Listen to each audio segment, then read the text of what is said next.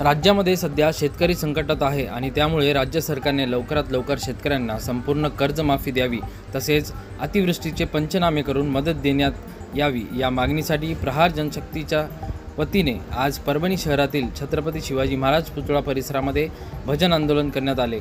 आता तरी देवा आम्हाला पावशील का, कर्जमाफी आम्हाला देशील का, असे बॅनर लावून प्रहार जनशक्ती संघटनेच्या वतीने मुख्यमंत्री आणि राज्य सरकार यांना कर्जमाफीसाठी मागणी करण्यात आली आहे। यावेळी मोठ्या संख्येने प्रहार जनशक्तीचे कार्यकर्ते पदाधिकारी उपस्थित होते। जून, जुलै, ऑगस्ट या 3 महिन्यामध्ये परभणी जिल्ह्यामध्ये मोठ्या प्रमाणावर पाऊस झाला। संपूर्ण खरीपाचं पीक पाण्याखाली गेले, परंतु सरकार अजूनही कुंभकर्णाच्या झोपेत आहे।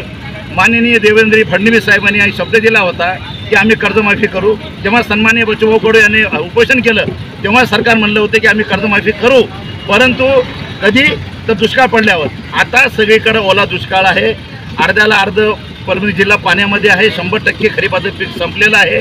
अशा परिस्थितीमध्ये सरकार काय आंधळून बसलंय का? पण सरकारला आमची विनंती आहे की हिंदुत्ववादी सरकार आहे, आम्ही आंदोलनं केली, सरकारच्या डोक्यात बसत नाहीये।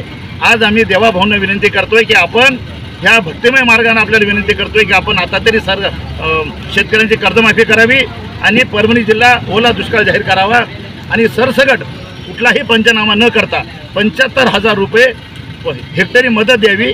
सरसकट आम्ही का म्हणतो, कारण की झालेल्या पावसाची नोंद 3 महिन्यामध्ये 700 ml पाऊस परभणीमध्ये पडला आहे आणि एवढा पाऊस पडल्यानंतर ते अतिवृष्टी आणि ढगफुटीमध्ये ग्राह्य धरला जातो। सरकारकडे सगळे आकडेवारी आहे, असं असतानाही सरकार मात्र ओला दुष्काळ जाहीर करायला तयार नाही।